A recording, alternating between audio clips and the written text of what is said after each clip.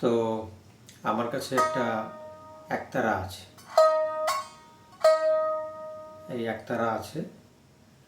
তো এটা দিয়ে আমরা বুঝব বুদ্ধের মধ্যম মার্গ। বুদ্ধ মার্জিম পন্থা বলেছিলেন। তো সেই মার্জিম পন্থাটা কি সেটা একটা উদাহরণ দিয়ে বুঝে নিই। বুদ্ধ উদাহরণটা দিয়েছিলেন বীণার তার দিয়ে, কিন্তু আমার কাছে বীণা নেই, আমার কাছে একতারা আছে, তাই একতারা দিয়ে বোঝাচ্ছি। তো বুদ্ধ কি বলেছিলেন, যে বীণার তারটাকে যদি খুব জোরে টানা হয় তাহলে কি হবে, ছিঁড়ে যাবে। আবার খুব আলগা করে দিলে সুর বাজবে না, মাঝামাঝি রাখলে তবে সুরটা বাজবে। ঠিক এই একতারার মতন। এই যে এখানে একতারাটা বাজছে, এই যে একতারাটা বাজছে, এখানে কিন্তু একটা জিনিস দেখাই। এটা কি যন্ত্রটা, এখানে এটা দিয়ে টাইট দেওয়া হয়। আমি যদি টাইট দিই,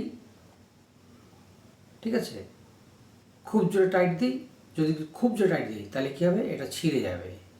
এই যে মাঝখানে সুতোটা ছিঁড়ে যাবে। আবার এটাকে ঢিলা করে দিলাম,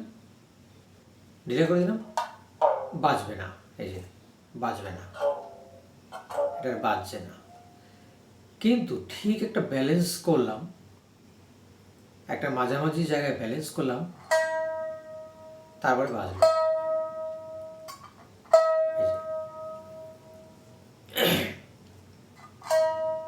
তার মানে কি, না বেশি জোরে টাইট দিলাম, না এটাকে ঢিলা করলাম, মাঝামাঝি রাখলাম। বুদ্ধ এই সত্যটাকেই বুঝিয়েছিলেন মার্জিম পন্থার মাধ্যমে। বীণার উদাহরণ দিয়েছিলেন যে মার্জিম পন্থায় থাকো। বুদ্ধত্ব লাভের আগে বুদ্ধ কঠোর কৃচ্ছ সাধন করেছিলেন। তাতে তার প্রায় অবস্থা শোচনীয় হয়ে যায়, দেহ রুগ্ন হয়ে যায়। খুব কৃচ্ছ সাধন করেছিলেন, কঠিনভাবে ধ্যানের আসন, ঠিক আছে, প্রাণায়াম, নানান রকম কিছু যেগুলো তিনি শিখেছিলেন সেগুলো তিনি প্রয়োগ করেছিলেন।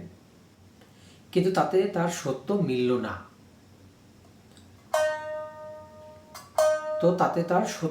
না। এই জন্য তারপরে কি করলেন, তিনি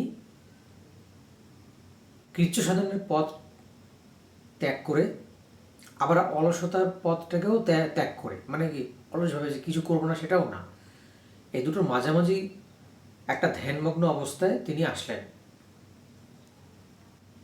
সেই গভীর ধ্যানের মাধ্যমে তিনি কি প্রজ্ঞা লাভ করলেন।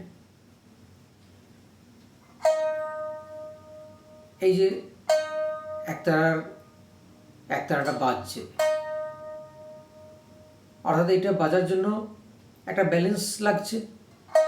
এই তারটা ঠিক একটা ব্যালেন্সেই কিন্তু এটা বাজবে।